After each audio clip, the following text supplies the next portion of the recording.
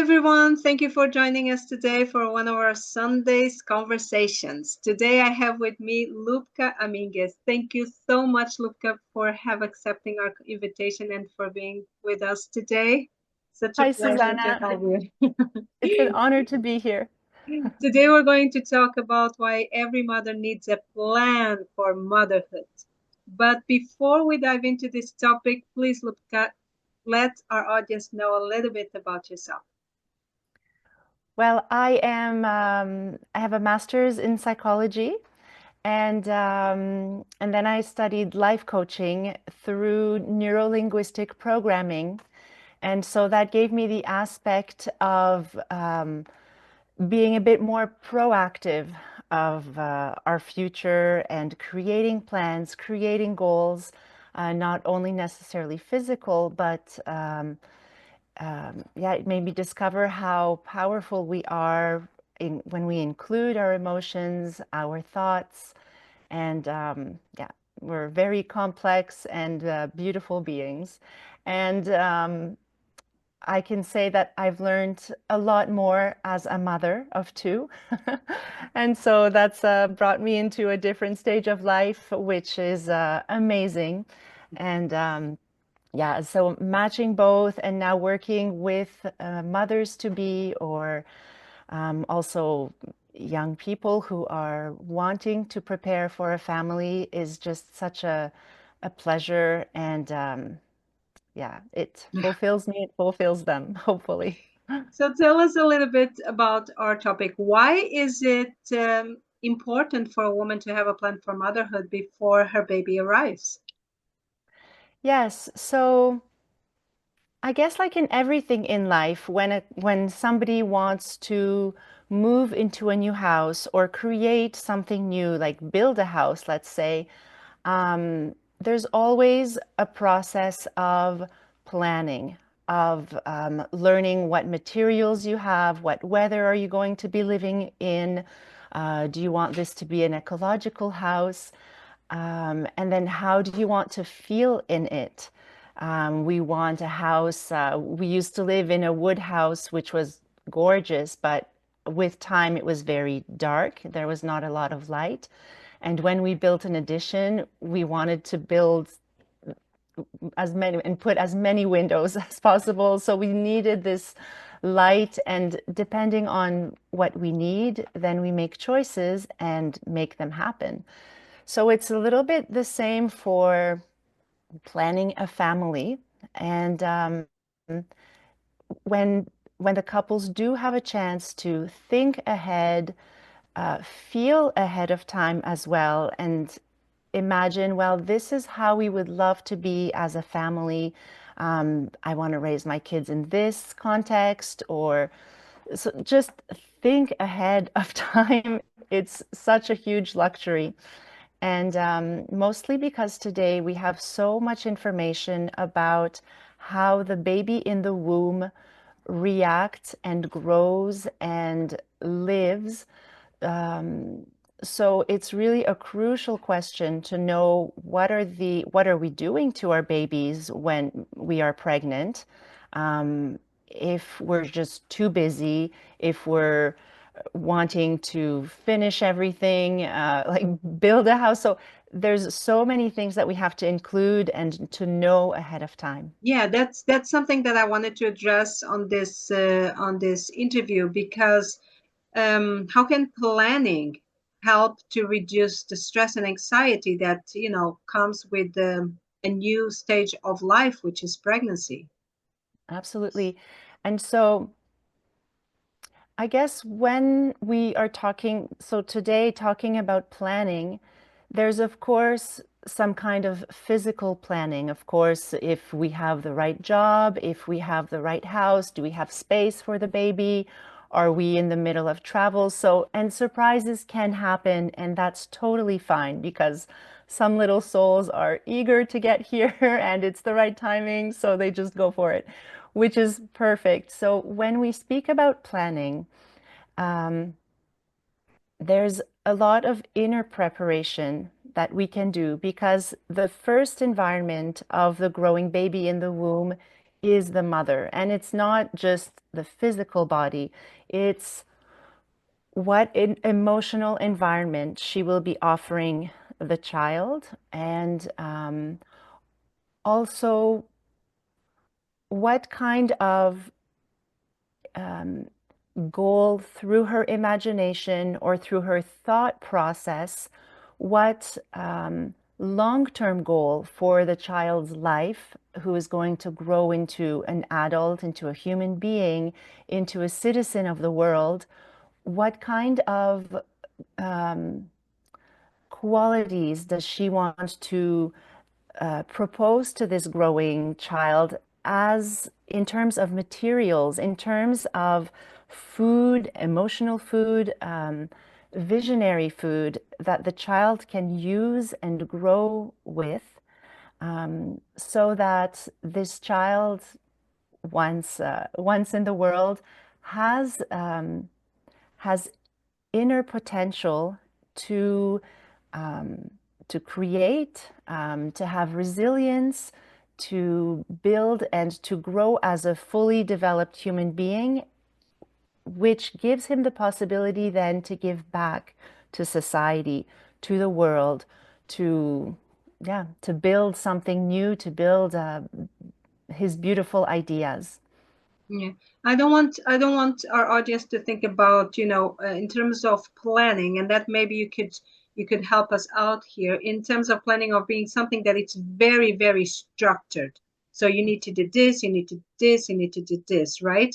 And Mhm. can you talk a little bit more about, how can a mother makes this feel a little bit more personal and true to her values? Because mothers are different, right? And sometimes we even change change our personal values throughout Mhm. pregnancy. Pregnancy is a time of transformation, and sometimes Mhm. what we expect it to be, it's not. So Mhm. how can this planning of motherhood be still, true to our values, but flexible in some ways? Yes.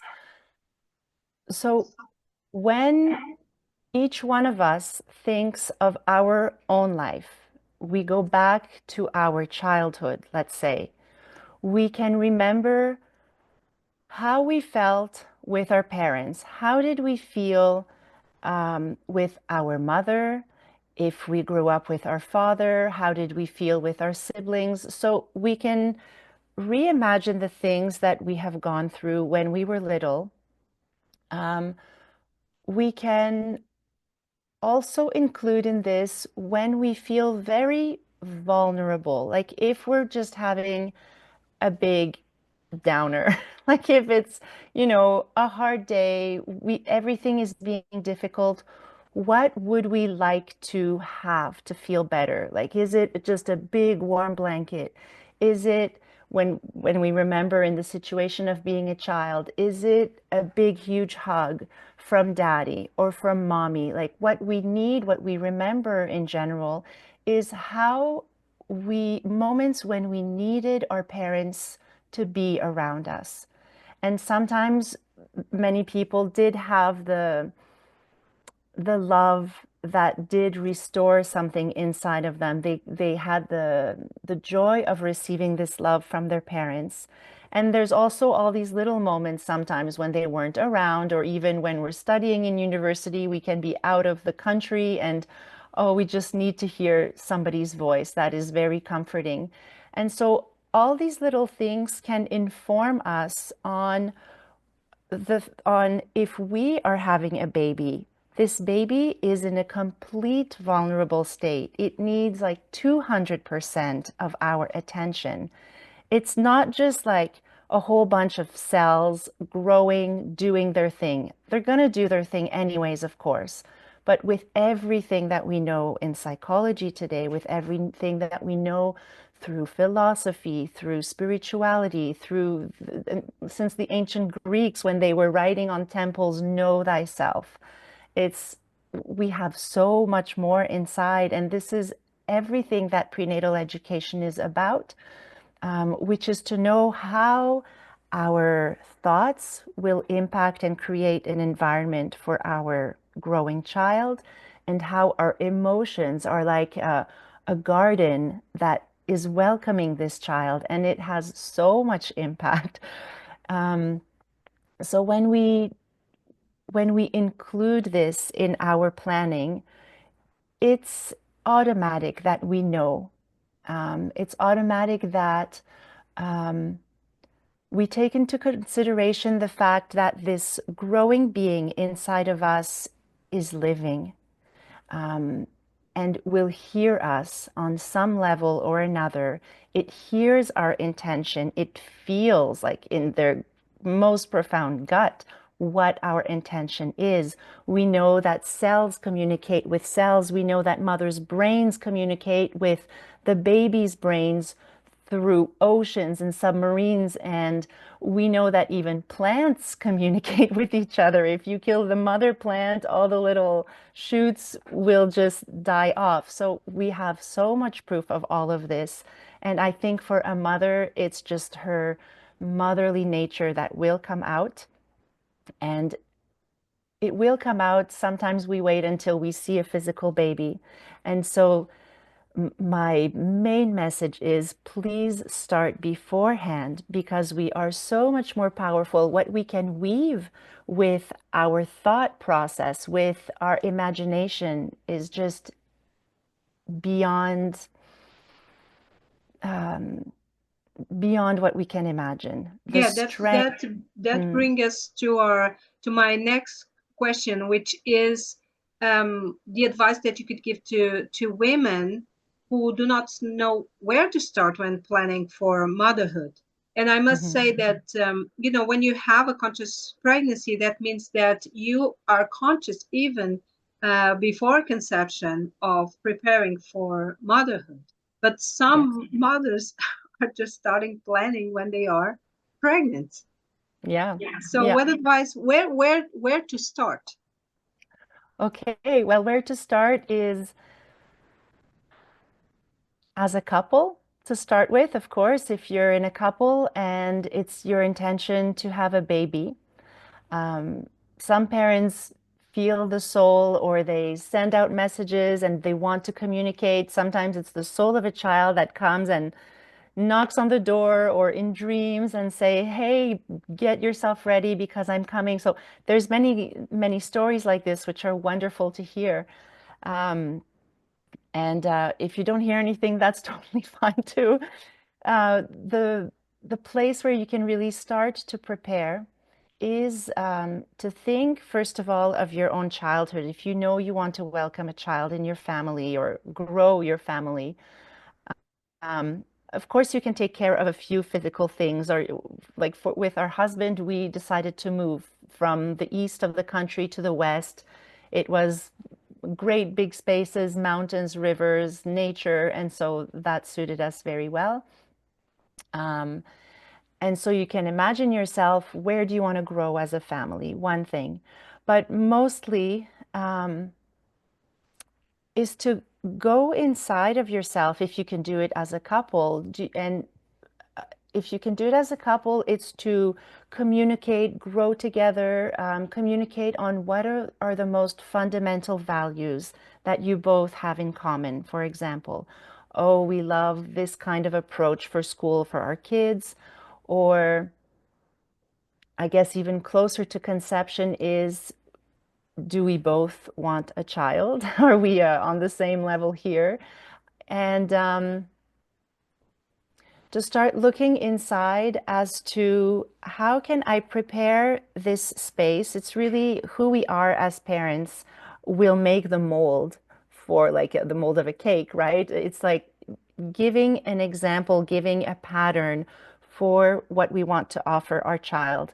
And when we start doing this, of course, we realize perhaps that there are many things that are in our family line, in our family tree, certain behaviors or traits, and we start thinking, oh, we hope that they're not like this or like that.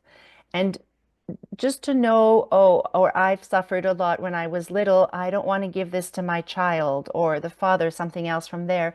So when we start doing this, we can more consciously start to move aside, push aside what we don't want to hand down to our future child, and instead create perhaps in your house, in your home, a little altar, a little space where you light a candle, an intentional space where you bring perhaps a beautiful crystal, you put a flower, you put the picture of someone who is very inspiring to you.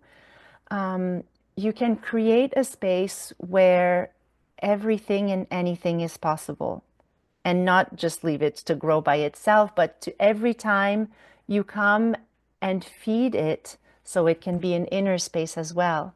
But knowing that through your imagination, through your emotions, to build something new or to remember things that you really love, know what you're good at, the talents that you can imagine. This is all material to build this space and planning. So it's a very inner space. And when I work with mothers, so neurolinguistic programming works a lot with setting goals. And then the magic of it is to go and connect with inner resources of, for example, when we were happy, when we felt surrounded with love, when we felt very creative. So these resources in ourselves, these moments in our lives, when we take a moment, close our eyes and remember them, we I guide the people to feel these moments in their bodies and just to notice, where do we feel it in our body? What sounds were there? Was it nature sounds, the river, a waterfall, or complete silence? What colors were predominant? And so all of this builds an inner state of mind, an inner state of consciousness. And we notice that there's this huge space of happiness inside. And this, then of course we open our eyes, we continue our day, but this space has become conscious. And once this space is conscious, I suggest, or I encourage people to go and visit this space as much as possible. Often before falling asleep, because that's when our consciousness calms down, our brain activity calms down. And so we slowly just drop into our subconscious. And when we are feeling something amazing, something beautiful, something that is very fulfilling, it just seeps down into our unconscious. And so when we wake up the next day or a few days after, changes in our life often rise up for us from the unconscious and up. So big changes, it's not because we want to make a change that it's going to happen. So it's very important to include all these levels of our human psyche. And so to think positive thoughts, creative thoughts, calming thoughts before we go to sleep, that's one of the most important moments. And so another time which is very important is also in the morning. So first thing when we wake up, um, sometimes we wake up, we just want to stay in bed, or we think, oh no, where's my agenda? I have all of this to do. So everything goes through our head, where I need my coffee. So in the morning, if even before opening our eyes, we wake up, we know we're awake. Um, you can perhaps um, repeat an inner phrase as I am linking myself to universal love, or I breathe in peace and I exhale happiness. Something very simple. Go through your books or listen to a friend, listen to people who inspire you, but or write yourself a little phrase, or I am calm today and my day will just happen in a beautiful way. Anything which is inspiring to you is very positive for the day to come. It's kind of like when you come into a dark room, you switch on the light, you don't have to do anything else, but the day can go on. So In a way, little, what you're talking about is to have that sense of consciousness of going deeper in, so that you have that experience, and then you allow that experience with practice to also be felt in your reality, in your daily life. Is that it? absolutely, absolutely, yes. Um, I guess a lot of us realize that during the day, we just have a pattern of living the same old, same old. We kind of let things happen to us and just try to get it over with and go back to bed. So, of course, there are moments like, oh, when you fall in love, you remember those days. You remember everything that happened, what color they were wearing, where you were, what they said, the day of your marriage. If you already have kids, the day you had your kid. Um, these are all out of the ordinary moments. And so when you're planning for a pregnancy, when you're planning to welcome a soul into your being and to construct, to form this human body, um, it's really an invitation to add as much awareness as you can to every single thing you do. And for these 9 months of pregnancy, for those 9 months, I guess the planning is prepare a 9 months, and kind of like when you're preparing a PhD, you know you're going to have a lot of work. And it's really at the same level of intensity when you know, okay, we want to get pregnant. Make some mental space for that. Make some emotional space so that you can invest yourself and do something different in your life every single day to nurture this little body. But it's not only a body, this body takes the first breath. It's like it's alive, right? So why not give it a maximum of potential, a maximum of love, everything that you would have liked to receive yourself?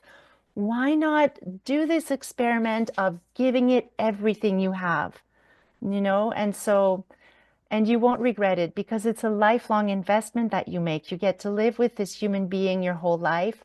What if every single day you woke up, it was a gift in your life? What if you look at your children grow up, and sometimes I fall asleep, I think of my children, and I cry in my heart of happiness of how amazing they are growing to be. And just connecting with their soul, their qualities, their who they are, their liveliness. Um, Everything is just so amazing. Of course, you have hard days. Of course, you have to make so many hard choices. But that just, it takes a different level. When you Yeah. think long term, you know that they are really geared up for beauty, for to be amazing people. And Thank they, you. you also, Thank you yeah. so much, Lubka. Thank you so much. Oh, It was such an important topic, and I think we addressed so many things that hopefully is going to be also helpful for our audience. Thank you so much, yes. Lubka. Yeah. A Thank last you. word is that you mothers are such powerful beings, so you better believe it Yeah. and do something with it because the future of humanity is really in your hands. Thank you, Thank you. Susanna. Thank you. Thank you. Bye-bye.